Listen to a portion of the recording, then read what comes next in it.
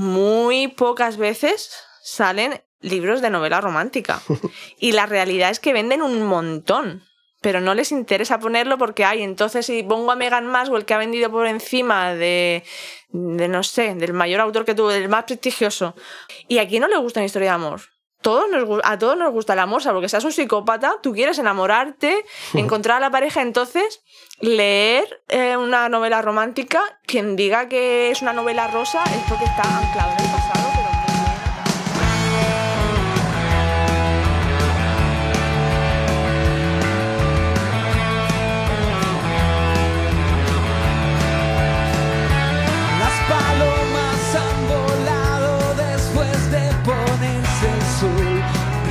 de oro goteando con el ritmo de mi canción. El amor pasa de largo y la fortuna vive. Hola, esto es El Disfraz de Polifemo. Que la mano me leyó, que arecillo aparezco con diamantes en los dedos, un disfraz de Polifemo y un tambor.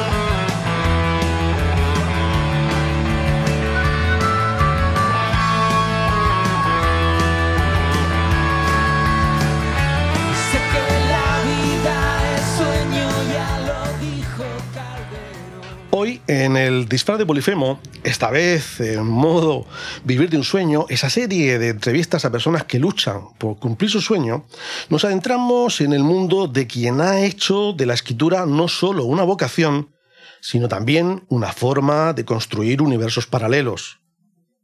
Su último libro se titula El sueño de una vida, y no es casualidad que nos venga como anillo al dedo, no solo porque lo haya escrito alguien que está intentando precisamente eso, vivir de su sueño, sino porque en sus historias hay mucho de anhelo, de deseo, de conflicto interno y externo. Sirin Klaus, o Alba Navalón, o quizá ambas, es una autora prolífica, con varios títulos en su haber y un estilo que conecta especialmente con un público joven y romántico. Pero no hablamos solo de historias de amor. Hablamos también de identidades que se construyen, de vidas dobles que conviven y de personajes que, como la autora misma, se debaten entre lo que son y lo que quisieran ser. Así que vamos a empezar por ahí. Lo primero, Alba, ¿qué tal? Muy bien, muy contenta de estar aquí contigo hoy. Pues, como te decía, vamos a empezar por ahí. Tu alter ego, Sirin Klaus, que ahora nos explicarás, espero, de dónde viene, ¿es un secreto a voces o es una decisión consciente eso de compartimentar?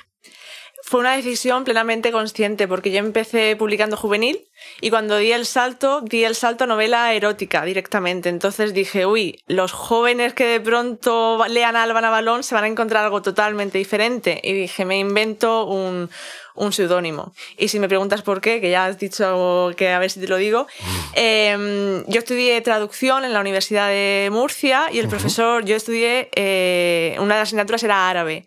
Y el profesor el primer día nos repartió papelitos así al azar con símbolos árabes y al azar elegimos el nombre con el que nos iba a llamar durante los 4 años de carrera. Y el mío fue Shirin.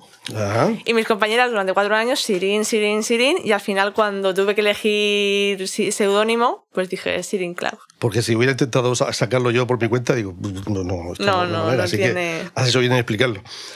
Pero entonces, aunque lo has anticipado un poco, creo ya, ¿quién escribe realmente cuando escribes? ¿Alba, Sirin, las dos? ¿Depende del día? Depende de la historia. De la historia. Sí, porque yo sigo escribiendo juvenil. Es un poco como ir evolucionando. Yo empecé escribiendo de jovencita, entonces escribía historias juveniles.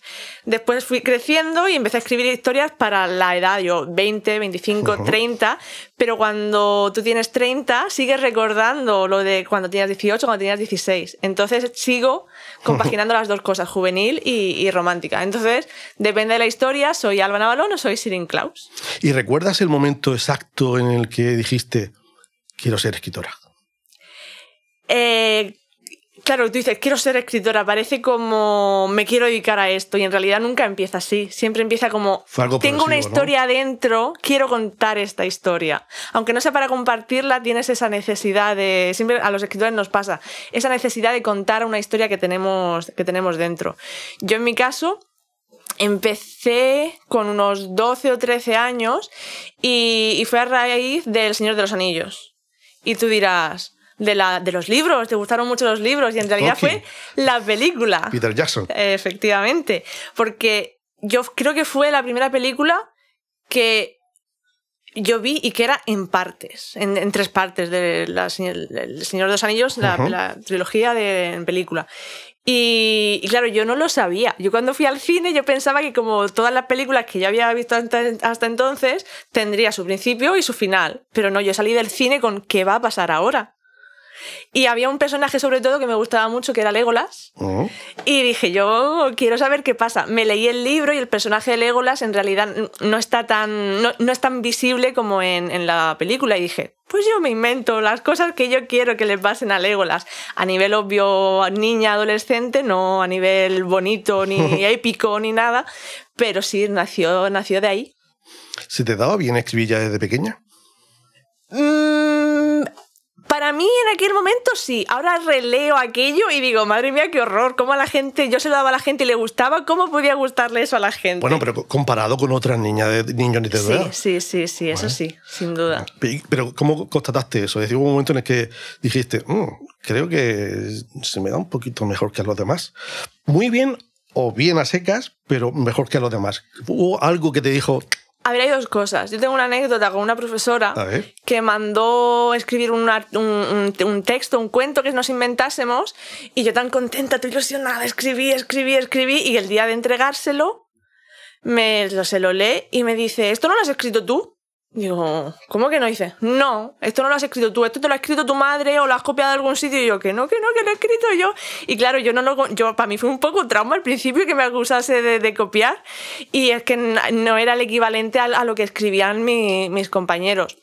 Pero yo en realidad nunca supe, lo que a mí me picó de escribir fue cuando empecé a publicar, lo que te he dicho antes del Señor de los Anillos. Sí. Esos son fanfics, cuando los fans... ¿Qué es eso? Cuando los fans escriben ficción de cómics que leen... De ese universo, ¿no? Pero se aplica sobre películas, libros, videojuegos, sobre cualquier cosa que tenga un fenómeno fan, por ejemplo. Parte de esos fans pueden querer escribir sobre esos personajes. Y eso se llama fanfiction. Entonces, abreviado sería fanfic. Y claro, en mi época... Ahora existe una cosa llamada Wattpad, que la gente puede subir allí todos sus textos, pero en mi época era una portal que era de fanfiction. Y yo lo subí ahí y la gente de partes de España, porque claro, yo en mi entorno nadie leía, mis compañeros de clase no leían, no tenía con quién compartir eso. Pero yo lo subí a internet, en una plataforma donde a mí no había seguidores del Señor de los Anillos o de cualquier cosa que yo escribiese, y a la gente le gustaba. Y yo lo subía por capítulos. La gente decía, queremos más. Y era como, esto aquí es interesante. Es como una faceta de mí que a nadie de mi entorno le interesaba, ni mis compañeros. A mi familia sí me apoyaba, pero es que tus padres te apoyan en todo, ¿no? Para ellos es maravilloso. ¡Ay, qué bien escribes! Como que no tiene mérito, ¿no? Claro. Y de pronto que alguien desconocido te siga, quiero leer más, y el siguiente capítulo siga ahí, y 10 capítulos después siga ahí pidiéndote más. Es como, ¡ay, esto se me da bien! Eso entiendo que fue como un proceso de aprendizaje, ¿no? ¿Qué te queda de esa época? Pues me queda el amor ese de recibir el feedback poco a poco, de saber la ilusión de que a la gente le guste, y te lo creas o no, porque hace ya, 20 años de eso, a lo mejor 15 años, me quedan lectoras. Gente que conocí entonces me sigue acompañando hoy en día, pero además hoy muy buenas amigas, que las conozco solo por WhatsApp. Empezamos por... No me acuerdo qué habría en aquella época para hablar entre nosotras. Me imagino que los comentarios. Pero esa amistad ha llegado a hoy en día, que las sigo teniendo porque viven lejos, pero yo las tengo por conversaciones por WhatsApp como si las conociera toda la vida. ¿Y qué significa Laura Gallego para ti? Pues Laura Gallego, a mí me encanta Laura Gallego. Y fue un poco la primera firma de libros que me acompañó mi padre, de Laura Gallego. Yo pensaba que no iba a haber nadie. Hicimos 8 horas de cola aquí en Murcia. 8 horas de cola para que me firmara Laura Gallego. Entiendo Toda que una la cola. terminasteis, ¿no? Sí, sí, No yo ya a las 5 decía mi padre, nos vamos, y yo, pues ya que estamos aquí, ya que solo queda poco, 4 horas más, pero entonces no lo sabíamos. Y claro, eran 8 horas de cola de gente de mi edad a la que le gustaba leer. Y en aquella época empezaron a hacerse quedadas. ¿Te gusta el mundo de Laura Gallego? Pues vamos a comer a tal sitio y hablamos de los libros. Y eso fue como si antes internet, con lo de los fanfic, me había permitido conocer gente virtual a la que le gustaban los libros, que tenía mi misma pasión. A través de Laura Gallego fue como... existe gente de carne y hueso cerca de mí a la que también le gusta. Entonces yo le guardo muy buen recuerdo de aquello. Vamos, que llegaste a la escritura desde el fenómeno fan. Sí, en gran medida sí. De distintos pasiones hacia distintos libros, del Señor de los Anillos, de Laura Gallego, pero sí, desde el fenómeno fan, básicamente. ¿Y en tu casa eso de que te dedicaras a escribir, lo entendieron fácilmente o dijeron, la que ya está tonta?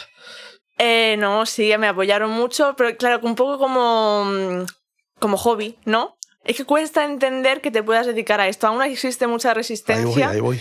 Existe mucha resistencia y es que es muy difícil vivir de esto. Yo aún estoy mitad y mitad luchando para conseguirlo.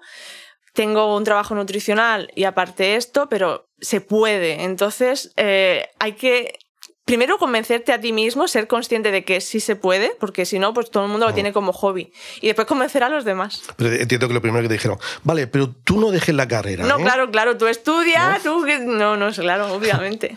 Y tú, bueno, sí, a tu rato ya... bueno, entiendo que es una... Es recurrente, entiendo que es recurrente porque en este mundillo, en este mundo, mejor dicho, no mundillo, hay 4 que se comen el pescado y el resto pues intenta... Porque eso te lo tenía pensado preguntar más adelante, pero bueno, ya que has sacado un poquito tú el tema, lo comento ya. Tengo la sensación, tú que te mueves en redes sociales, a ver si coincides conmigo, que lo que en una época se llamaban las pirámides de población, ¿no? Conforme la población se fue envejeciendo, dejaron de ser pirámides. Y ahora, con el tema del éxito, creo que está pasando algo parecido. Es decir, hubo una época en la que el éxito era una pirámide, una gran base, y poco a poco, cada vez menos gentes hasta llegar al vértice de la pirámide. Pero ahora me da la sensación de que está el vértice de la pirámide, un gran desierto y luego la base. ¿Tú crees que, es decir, la clase media ha desaparecido por los algoritmos? Es que esa pregunta es complicada porque, claro, tú piensas, ¿quién vive de escribir? Y te vienen los nombres típicos a la cabeza. Gómez Jurado, Pérez Reverte. Claro, que en comparación con la masa que escribe, es lo que tú dices, una esta, el desierto, y de pronto los que ganan millones. Y eso es real. Ahora lo bueno es que de un tiempo a esta parte ha aparecido la autopublicación, que antes, si tú te autopublicabas un libro, o sea, tú corrías con los gastos de autopublicación, significaba que nadie te había querido publicar y entonces era como el apestado, el de mala calidad, ¿no? Y de hace unos años a esta parte eso ha cambiado y como te quitas intermediarios, ganas más, tú te mueves en redes sociales y llegas más al público y entonces ahí se ha conseguido poder vivir de esto sin necesidad de ser la cara visible de lo alto de la pirámide. Se permite ganar un salario más o menos estable sin necesidad de lo más visible, pero también hay que luchar muchísimo para conseguirlo. ¿Tú crees que la autopublicación está revitalizando esa clase media que estaba desaparecida? Sí, sin duda. De hecho, antes es que no existía la clase media. Antes o te publicaban las editoriales o no publicabas, entonces ahí había un silencio en un montón de gente que lo guardaba en un cajón y nunca salía. Ahora eso puede salir y ya el lector decide si les gusta o no. Y la autopublicación ha permitido que yo, que creo en mí, luche sin que otros antes me tengan que dar permiso para soñar. Antes era que un editor decida que mi libro está en tendencia, que le interesa en su catálogo, había muchos requisitos. Y ahora es yo que creo en mi obra, voy a luchar por ella. Puede salirte mal, puede salirte bien, que sea tu momento, que sea no, que no lo sea, pero es tu decisión y tu lucha. Es como un autónomo. Tú quieres ser informático, entonces si no te coge, voy a decir uno, Elon Musk, pero bueno, un poco especial la persona, pero si no te coge la potencia más importante en informática es que no eres informático, pues no, puedes ser informático de barrio y ser muy bueno en lo tuyo, puedes especializarte en un montón de cosas que no necesariamente es lo típico que nos viene a la cabeza cuando decimos soy informático. Hay muchas vertientes y tú encuentras tu propio camino. ¿Has tenido conversaciones preliminares con editoriales, con muchas editoriales, o la mayoría ni siquiera se han dignado a hablar contigo? Te lo digo porque hay una pregunta que creo que es recurrente a la hora de establecer contacto con un posible autor a publicar, que es el de ¿cuántos seguidores tienes en redes sociales? Sí. ¿Has pasado por ahí? Lo cierto es que ahora la mejor estrategia que puedes seguir para que, si tu sueño es publicar con una editorial, la mejor estrategia que puedes seguir es hacerte visible tú por tu cuenta y que entonces la editorial te contacte. A mí me ha pasado eso. Yo autopubliqué No está el horno para croissants, funcionó muy bien y una lectora me dijo, oye, este libro le gustaría a tal editorial, es su género. ¿Tú quieres que yo le diga a la editora que se lea tu libro a ver si le gusta?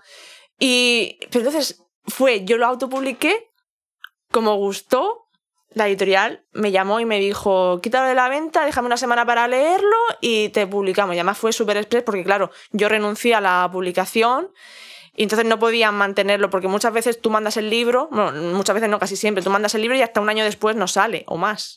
Y en este caso fue express porque como ya había estado a la venta, estaba funcionando, no querían romper la curva de ventas.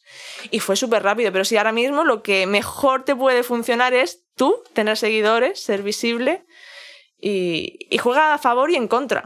A favor y en contra porque a favor de que si tú lo consigues ser visible, tener seguidores, muy bien por ti, pero después los escritores tendemos a ser gente introvertida, gente que nos gusta escribir, no estar en redes sociales publicando cosas.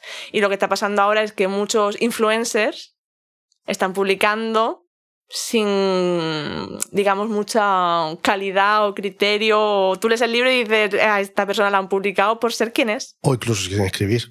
Sí, en muchos casos un negro literario por detrás o un coach literario que llaman, que es como, Queda más fino, ¿no? El coach. Sí. Un coach literario.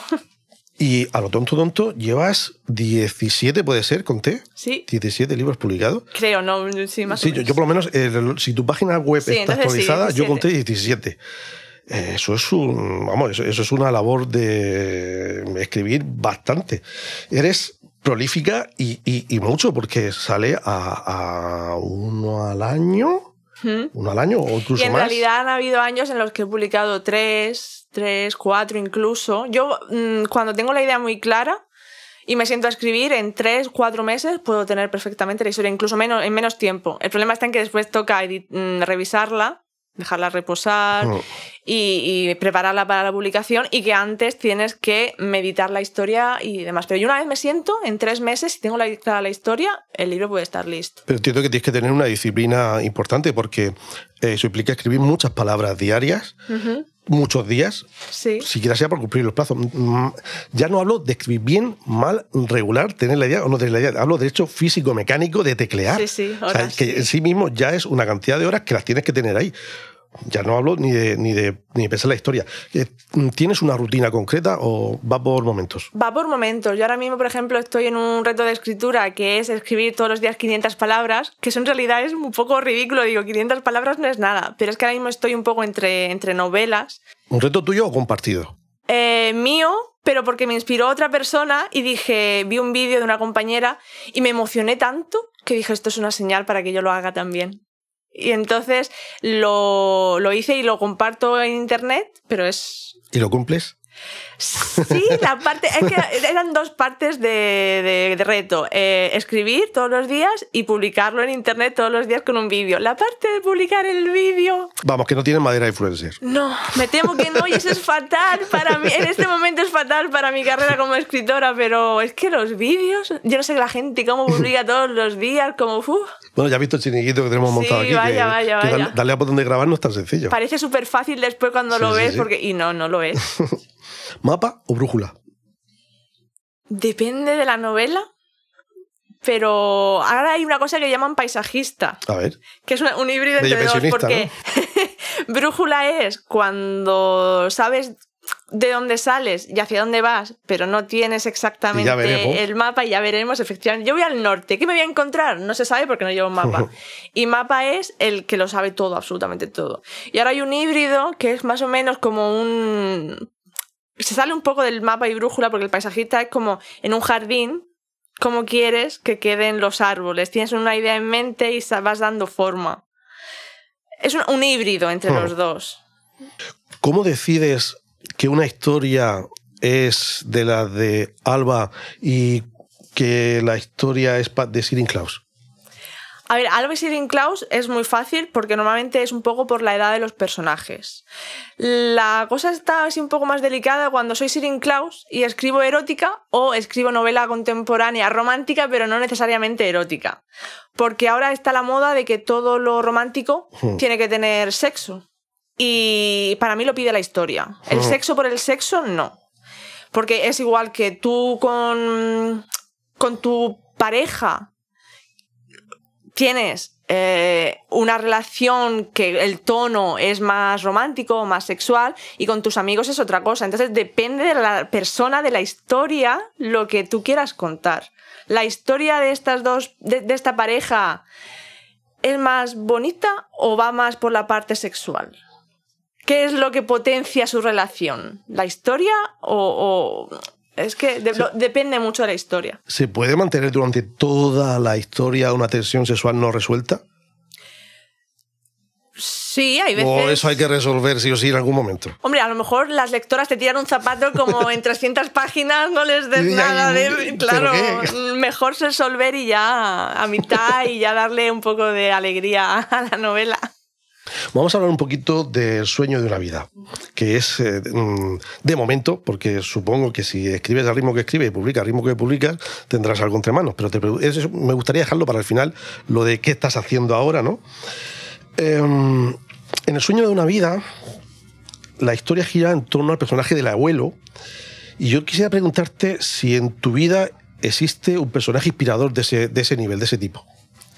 Miguel bebe de muchas personas, y una de ellas mi abuelo Conrado, del que por ejemplo coge su humor, su parte bromista y algunos gestos como coger el dedo del pie para fastidiar a los nietos. Y sí, no sé, bebe de mucha gente. Es que la gente dice, este personaje soy yo, este personaje, y no, en realidad es una amalgama de muchas personas, de muchos objetos, de muchos recuerdos, de muchas cosas que te inventas, porque también El sueño de una vida está ambientado en un paraje de Cieza, que ahora mismo está abandonado. ¿Es un pasaje real? Es un paraje real, pero en la realidad está abandonado. Y yo he soñado que se convierte en un hotel rural, pero ahora mismo vas allí y da muchísima pena porque está en absoluta ruina. Antes fue un paraíso, sí, y ahora... El arranque de la historia, bueno, de la historia de Sara. Sí. Y entonces un poco también bebe no del dueño de la finca, sino de la persona que se encargaba de cuidarla, que era Guillermo del Madroñal. Y también bebe un poco de él, porque yo tuve la oportunidad de ir a visitar el sitio con él. Y claro, tú vas allí y ves ruinas. Vas y te lo cuenta alguien que vivió allí, que pasó toda su vida allí, que nació allí. Y es como, wow, qué diferente verlo con los ojos de la persona que de verdad lo ha vivido, lo ha cuidado, lo ha querido. Y es muy diferente. ¿Hasta qué punto el entorno de una persona puede convertirla en un ser despreciable o en un ser de luz? Influye mucho. Imagino que todos tenemos un poco de bueno y malo dentro, y la educación y lo que te pasa hace que la balanza se incline hacia un lado o hacia otro. ¿Puede el amor redimir al ser humano? ¿Qué significa redimir? ¿Que has hecho mucho malo y de pronto te enamoras y eres bueno? Bueno, vale, eres bueno, pero a partir de ahora, ¿qué vas a hacer? Hablemos del arco de personaje de Jack. Sí, vale.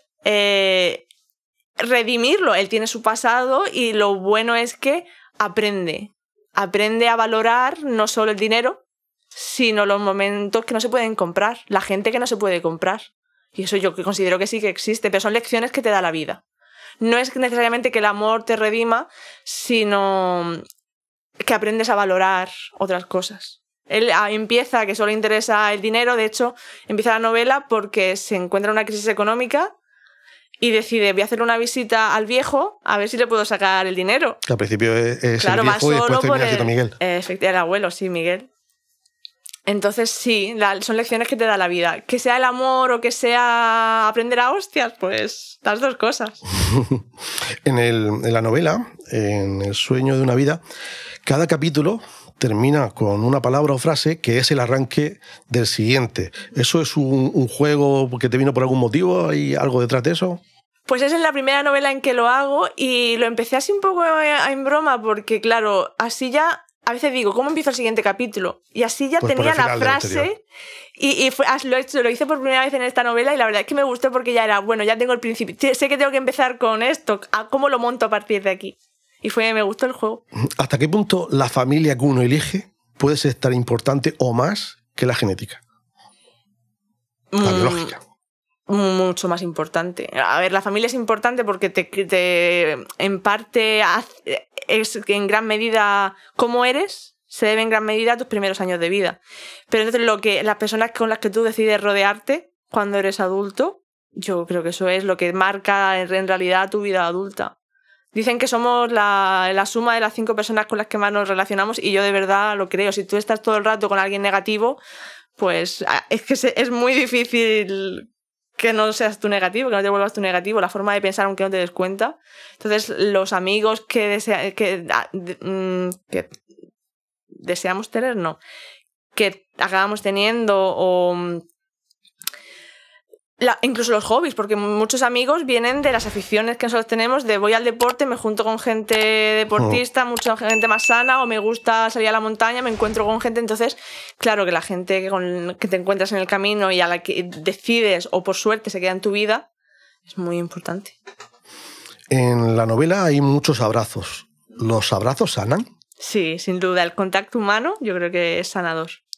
Has comentado antes que en unas novelas la parte sexual es más explícita que en otras. ¿Eso en tu entorno al principio cuando estabas te causó algún tipo de pudor o algo así? Dices, madre mía, cuando tu entorno, o incluso lo planteo yo, cuando uno escribe piensa que a ser posible que lo lean cientos de miles, millones de personas. Las primeras veces está como un poco de pudor, ¿no? Como decir, ay.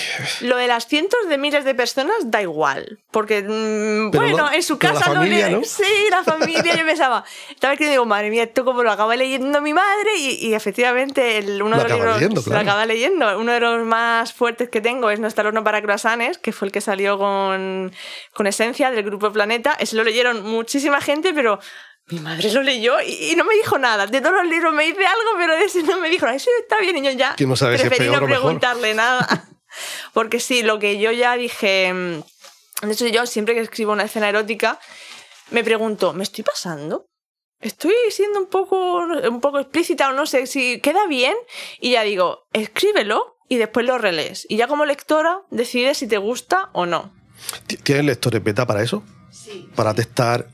Sí, pero antes lo hacía por capítulos, ahora lo hago con la novela ya entera, porque si no por capítulo, cuando empiezan a decirte, pues a mí me gusta, tú por ejemplo tienes en mente que fulanito sea el malo de la película o que les enamore y ellas piensan otra cosa y digo, uy.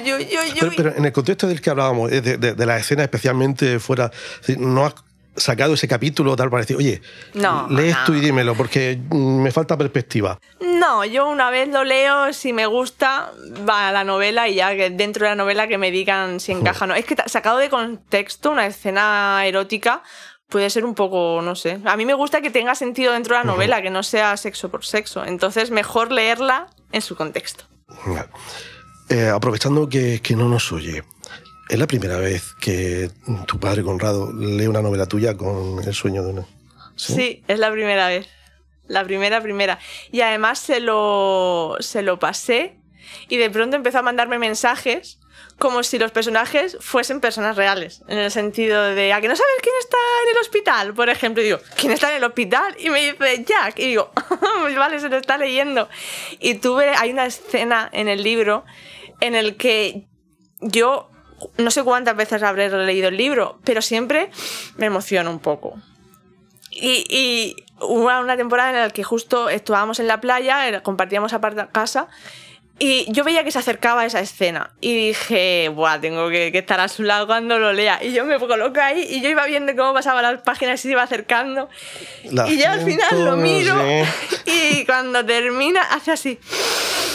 Y le dije, ¿puedes llorar? Si yo también lloro. Entonces sí, fue muy bonito, sí. La verdad es que, por ejemplo, este es el primer libro porque mi madre sí me los ha leído todos, pero este es el primero que he compartido yo más abiertamente con todos, porque está ambientado en Cieza. Uh-huh. Y fue como, es un libro muy bonito, muy tierno, muy familiar. Mi padre no solo fue el primero que leyó, sino, por ejemplo, mi abuela. Porque yo a mi abuela le pregunté, le hice muchas consultas sobre el pasado un poco de Cieza para escribir la novela, y cuando lo terminé digo, abuela, te lo leo, porque mi abuela no veía. Abuela, te lo leo, y fue una experiencia maravillosa leérselo a mi abuela. O sea, que casi del tirón creas el audiolibro. Casi. Bueno, en realidad fue muchas tardes, un par de horitas cada tarde, pero durante muchas semanas, todos los miércoles iba y le leía. Vamos a hablar un poquito, si te parece, del contexto, del mundo editorial, de todo lo que lo rodea. Porque tú escribes mucho, publicas un montón. Y claro, uno escribe por placer, para autorrealizarse, para comunicar, sí, vale. Pero eso se transfiere a la cuenta corriente. No mucho, ¿no? Cuesta mucho que las horas que tú le dedicas Tú a un autor no le preguntes ¿cuánto cobras la hora? Porque se va a echar a llorar. Las horas que le dedicamos a la novela es un chiste, son muchísimas para que después el chiste de lo que recibimos. Porque además de la cadena editorial somos los que menos dinero vemos, teniendo en cuenta las horas de trabajo que llevan detrás. Claro, porque el porcentaje gordo se lo lleva la editorial, que es la que no ha escrito una palabra, ¿no? En realidad, del 100% del precio de un libro, un 30% más o menos se lo lleva a la librería. Esto va a ser, lo que te diga, es un estándar. Después hay acuerdos por autores o por escandallo, que es, si vendes más, pues crece un poco tu comisión, la distribuidora dice... Pero bueno, lo normal es, un 30% se lo lleva el librero. 30% la distribuidora, que es la que lleva el libro, lo recoge del almacén, de la imprenta, lo guarda en sus almacenes y lo distribuye por España o por donde sea. Y el 40% restante se lo lleva la editorial. Espérate, 30 y 40 suma 100. 30 y 30, o sea, efectivamente, el 40% se lo lleva a la editorial, que de ahí paga un 10% al autor, paga portadista, paga... En una editorial buena, porque hay muchas editoriales ahora mismo que recortan de todos sitios y no te corrigen, la portada la hace el hijo de la tal, entonces recortan de donde pueden. Pero bueno, en una editorial buena debería ser que el 10% vaya al autor, que eso lo negocian, puede ser un poco más. En libros de tapa blanda, por ejemplo, es un 8%. Pero entonces del 40 pagan eso, un 10% al autor y el otro 30%, portadista, correctores, la impresión... Pero entonces, si nosotros nos llevamos el 10% de un libro que vale 20 euros, redondeando, porque después está el IVA y todas esas cosas, pero bueno, imagínate, de un libro que vale 20 euros, el autor se lleva 2. ¿Y cuando autopublicas, con quién repartes? Cuando autopublicas solamente repartes con la tienda final, que es en este caso lo más habitual es que sea Amazon. Solo te lleva el 30%. Claro, el 30%. 70-30. Claro. Que incluso vendiendo muchísimo menos, claro, al final te compensa. Por eso la autopublicación está tan en boga y en realidad quien vive de esto ahora mismo dice... Porque el que vive de esto es Bezos. Sí, no, bueno, claro, él desde luego Amazon se forra a nuestra costa, pero es cierto que un poco agradecidos le estamos porque ha abierto ese mundo, por lo menos. Ha nacido la figura del autor híbrido, que es... un autor que autopublica y publica con editorial a la vez. ¿Por qué? Porque en la autopublicación está que tú cobres todos los meses y cobres más o menos bien, y en la publicación con editorial está tu caché, el hacerte visible, el estar en librerías. Entonces, el equilibrio ese del híbrido te da las ventajas de la publicación con editorial sin renunciar a tu poder vivir de esto, porque es que lo del 10% que tú has dicho, que hemos dicho que cobra el autor, lo recibimos una vez al año. No es todos los meses o cada 6 meses vas sabiendo. Tú publicas y a ciegas esperas que el año que viene te entre cierta cantidad de dinero. Pero imagínate que de pronto, pues en vez de 10.000 que tú pensabas porque eres un superventas o 100.000, ese libro ha vendido 10.000. ¿Cómo pagas la casa? ¿Cómo pagas? Claro, y con el ciclo de rotación que tienen las librerías. Es que además ahora mismo son un mes, entre un mes y 3 meses, porque es que hay tanta novedad cada día. Lanzan y lanzan libros a ver si encuentran uno que venda muy bien, pero la rotación es monstruosa ahora mismo. Aunque ya hemos quedado que no estás en el sector ese de arriba de los 4 y tal, y que el desierto y eso que hemos dicho antes, si mañana no tuvieras ingresos por tu otra actividad profesional, ¿podrías comer? Más allá de que casa te echaran una mano, claro. Hay meses que sí, meses Fíjate que he dicho no. Comer, ¿eh? Sí, sí. No he dicho siquiera... Bueno, entonces comer sí. Si no tengo que pagar otras cosas relacionadas... Vivienda, por ejemplo, claro. Es que el nivel de vida ahora mismo son muchos libros. ¿Cuántos libros tienes que vender para ganar 1.000 euros al mes? Después de impuestos. Muchos. Todos los meses. Por eso ahora mucha gente... normalmente los escritores famosos, si te has dado cuenta, publican una vez al año. Más o menos es el periodo en el que dicen que los lectores no se olvidan de ti, y una vez al año, si eres grande, pues más o menos te da para vivir. Ahora mismo hay gente en la autopublicación que publica cada 3 meses. Incluso cada mes. Porque que cada 3 meses desapareces del mercado. Entonces, si tú cada 3 meses vas publicando, siempre estás ahí. Siempre el algoritmo de Amazon, pero es una vorágine. Estamos entrando en una avalancha de libros. ¿Pero quién es capaz de escribir a esa velocidad? De crear, porque no digo escribir. Ya, el corregirlo después, dejarlo reposar. Y llega alguien que se dedica a esto, que quiere seguir dedicándose a esto, a aceptar eso que hemos dicho antes de las castas, es decir, de que está la casta de los superventas y yo no estoy ahí y me tengo que resignar y no quisiera resignarme, pero ¿cómo se lleva eso? Es muy frustrante y mucha gente abandona. Porque además, claro, tú piensas, voy a publicar un libro, se van a vender un montón, voy a ir a las firmas y va a haber cola, y llega el día de la publicación y la editorial hace una publicación, a la semana ya se ha olvidado de ti, va a hacer la presentación y van tu familia y una persona. Entonces es muy frustrante y hay que saber gestionar tanto las expectativas como después la frustración.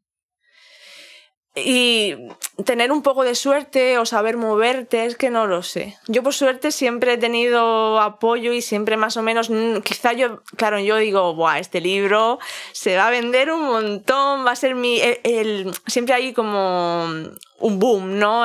Tu curva voy creciendo un poquito más con cada publicación, y cuando te conviertes en bestseller es que en algún punto despegaste.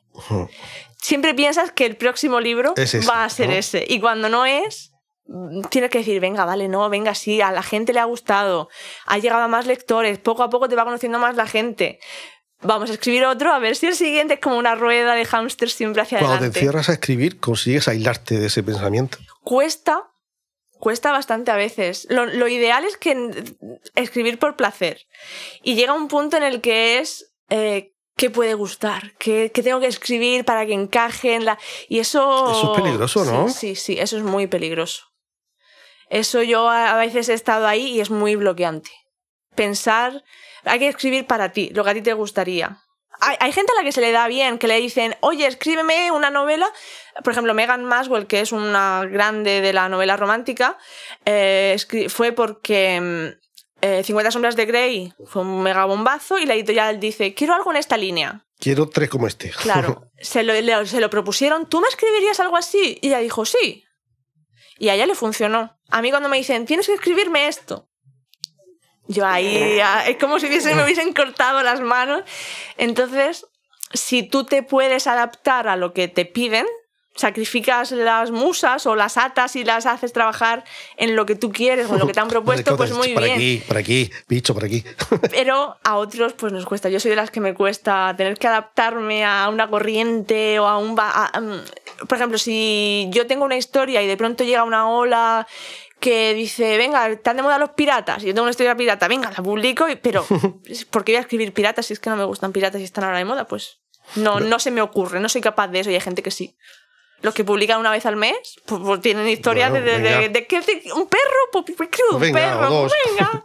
Pero supongo que cuando estás en el momento ese que dices bloqueante de la toma de decisión, de no sé por dónde tirar porque tengo una presión, digamos, no explícita de que hay que escribir algo en esa línea y no sé qué hacer, entiendo que al final la salida es lo que me pide el cuerpo. Claro, yo, por ejemplo, después de El sueño de una vida, lo ha leído mucha gente en Murcia.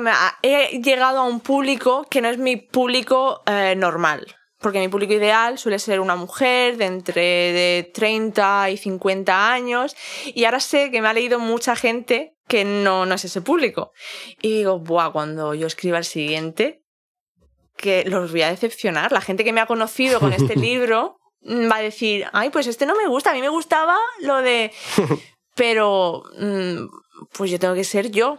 ¿Mi siguiente libro no te gusta? Bueno, pues ya a lo mejor el siguiente sí se adapta más a ti, pero sí ha resultado bloqueante en el sentido de voy a decepcionar a los nuevos lectores, pero en realidad muchas veces te gusta la forma de escribir del autor o los valores que transmite o cómo lo narra. Entonces no es ya la historia en sí, sino si es capaz de seducirte la forma en que cuenta la historia. En el proceso de aprendizaje, crecimiento, hasta convertirte en una escritora prolífica como ahora eres, ¿fuiste capaz de determinar el punto en el que te diste cuenta de que ya no era un hobby? Como lo que se decía, bueno, en casa, tú esto, tómatelo como un hobby, y dices... Vale, no puedo vivir profesionalmente de esto, pero para mí no es un hobby. ¿Pudiste plasmar eso en algún momento? Decir, ahora lo tengo claro. Claro, cuando me dicen, ¿a qué te vas a dedicar? Yo he intentado quedarme con un trabajo, mi trabajo nutricional, que me permita compatibilizarlo con la escritura. En el sentido, vale, no me voy a dedicar a esto profesionalmente en exclusiva, pero tampoco me voy a ir a algo muy, muy alejado, porque entonces no voy a poder sentarme a escribir, no voy a tener tiempo, no voy a tener... Entonces, un poco por ahí. Del negocio del libro este que estamos hablando, ¿hay algo bueno, concreto, algo malo, concreto que te haya sorprendido, que no te lo esperabas encontrar y que digas, anda, mira?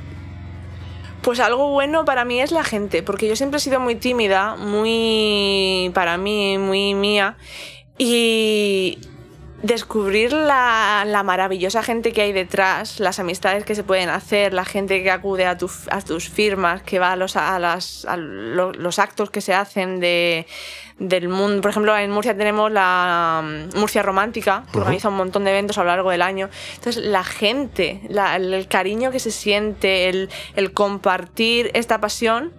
No sé si es porque yo en la edad del instituto, del colegio, no tenía con quién compartirla, pero la gente que hay alrededor me parece una parte mágica de la escritura.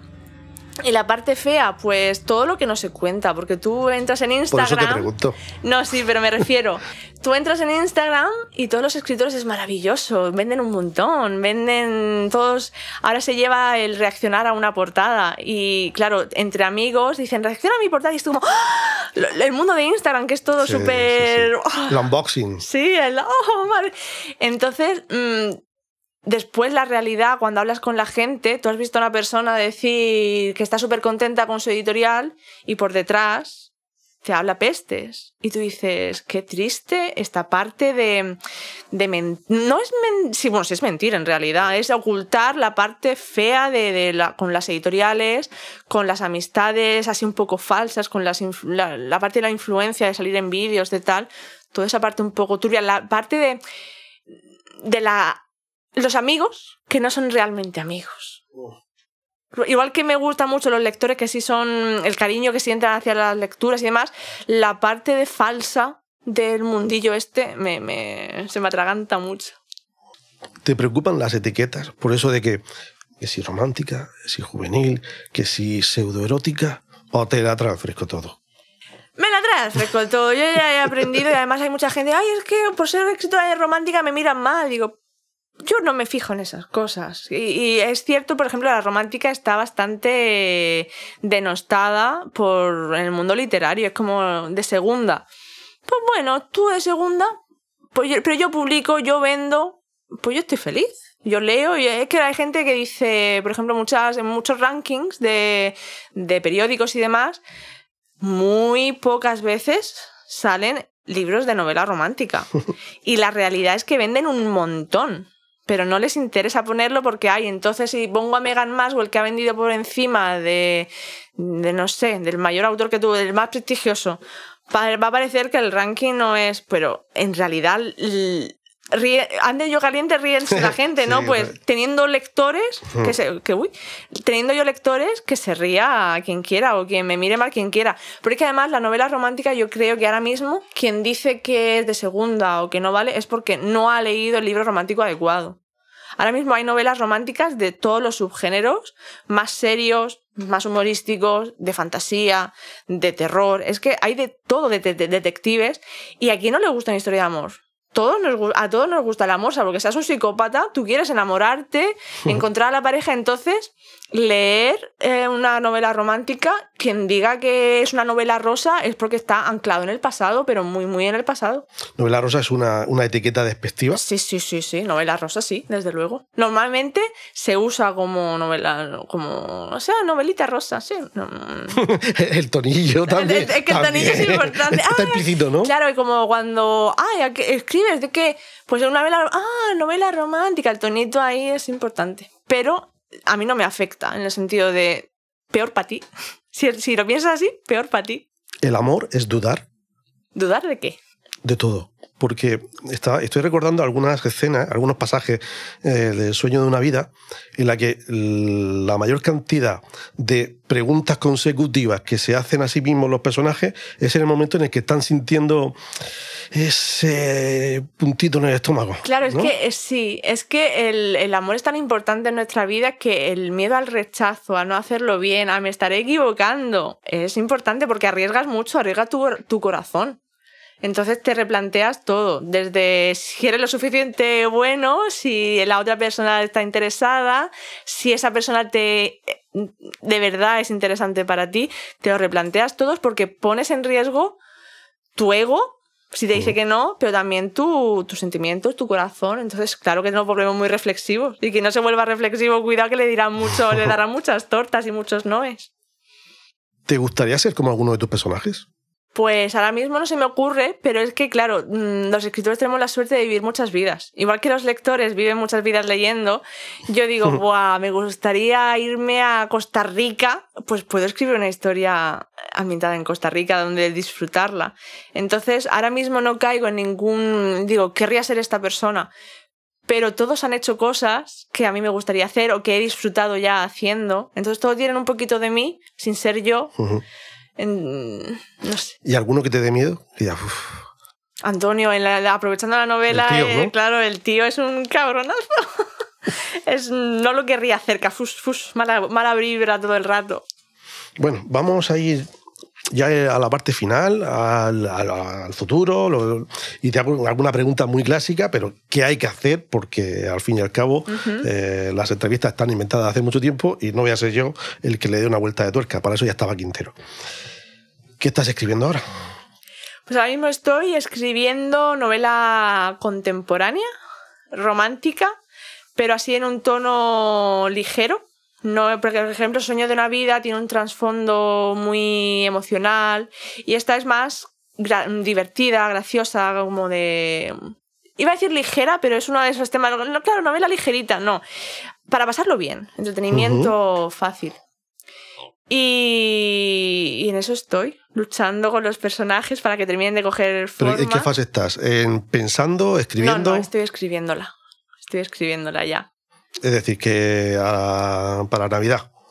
Quizás sí, quizás no. Es que hay algunas que me gusta guardarlas en un cajón y después revisarlas, claro. Entonces no sabría decir para cuándo va a salir esta. Porque además muchas veces que he dicho, estoy escribiendo tal cosa, de pronto se me ha torcido y nunca he llegado a buen puerto, así que ya aprendí a no decir... No verbalizar del todo. Claro. Vale, pues yo te puedo apretar. Iba a preguntarte que cómo te ves tú dentro de un número determinado de años, pero al ritmo que escribes y con lo prolífica que eres, voy a bajar la cifra. ¿Cómo te ves en 10 años? Pues mi idea perfecta sería seguir publicando cada, no sé, medio año. Es que claro, un año ya no me puedo permitir este año, pero ahora por ejemplo me he tomado un año, hace un año que salió El sueño de una vida y no he publicado nada, pero al ritmo que vamos ahora mismo, un año es mucho.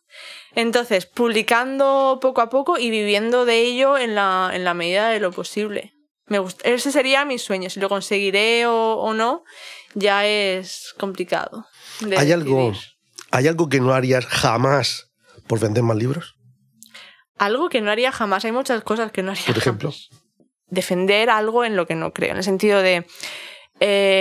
tengo que publicar me he comprometido a publicar dentro de un mes. Voy a publicar esta novela aunque sea una mierda. Y yo eso no lo haría porque no podría defenderlo. No podría ponerme delante después de una cámara y decir, compraros mi libro, que es maravilloso. No, se me caería la cara de vergüenza. ¿Tirarías a la basura un encargo si al terminar dices, no, esto no? Yo creo que sí. Ahí el de la editorial me echarían o lo que fuese, pero es que después ¿cómo lo defiendo? Después tienes que ir a firmas. Tienes que ir a ferias de libros, sonreír a la gente y venderle tu libro. Y si no te lo crees, yo no soy capaz de decir, ay, sí, este libro es maravilloso, te va a encantar. Yo tengo que creérmelo. Yo tengo que decir, este libro es bueno y creo que va a hacer pasar a la persona un buen rato. Si pienso que mi libro es una mierda, yo no puedo ponerme delante de alguien y vendérselo. No puedo ir a una firma, a una presentación y decir que el libro es maravilloso. Es que no, es que se me cae la cara de vergüenza. Te voy a hacer ahora una delicada. Y recuerda que esto se está grabando. Me reservo el derecho a no contestar. Vale. ¿Aceptarías ganar un premio amañado? Si creo en la novela, sí. ¿Por qué no? Sí. Pero, claro, nos volvemos un poco a lo de detrás. Si la novela es una mierda y simplemente porque yo de pronto me he hecho mega famosa y dicen, venga, te vamos a publicar, escríbeme lo que sea y pues sí, después... a ese escenario me refiero, ¿no? Sí. Oye, escríbeme tal que te voy a dar el premio, un premio. Creo que sabemos de los que hablamos, ¿no? Sí. Pero que como creo que nunca me veré en esa situación, es un poco... Ya, pero lo digo, se está grabando que nunca, en 10 años no sabemos. De 30 años a lo mejor... Mira lo que dijo. Hombre, pero yo no lo ganaría por estar amañado, yo lo ganaría porque me lo merezco. Pero eso claro. Pero... Claro, entonces... Pero todos sabemos que, y hablamos de alguno que otro concreto, sí, que no es así, que son por encargo. Que, oye, que no pasa nada, que te hagan un encargo y que es una forma de promoción. Iba a decir lícita, no es lícita, no creo que sea lícita, pero es una forma de promoción, sí, al fin y al cabo, los ¿no? grandes premios editoriales son una forma de promocionar la novela, porque saben todos los medios han ganado. Para la editorial y para el autor. Sí, la editorial para vender libros y el autor. Sí. Pero también como, claro, los premios más visibles se dicen que están amañados. Y entonces la gente piensa que todos están amañados. Y en realidad no, los concursos literarios son una buena manera de entrar en una editorial. Lo que pasa es que, claro, a un concurso... Fíjate que he dicho premio, no concurso. Quiero que sabemos exactamente de cuál estamos hablando. Nunca me había fijado en que no lo llaman concurso, es verdad. Que yo también leo.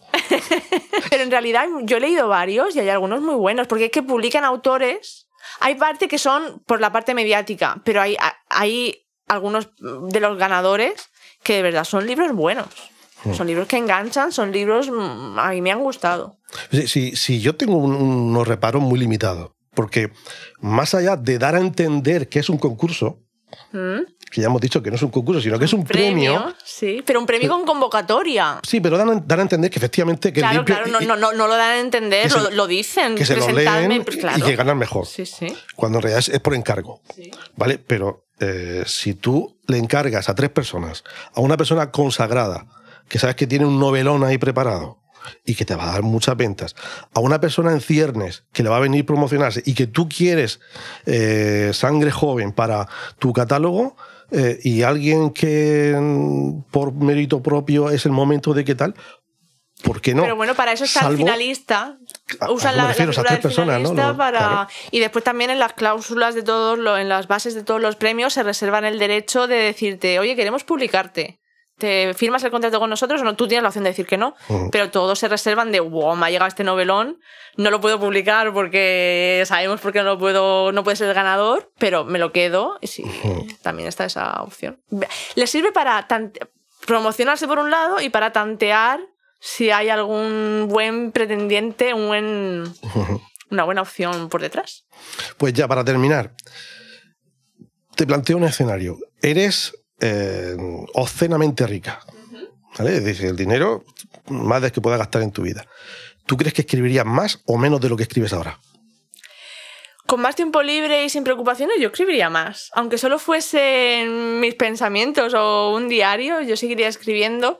Y además sin la preocupación de... Sí, yo escribiría más. Pues, Alba, lo dejamos aquí.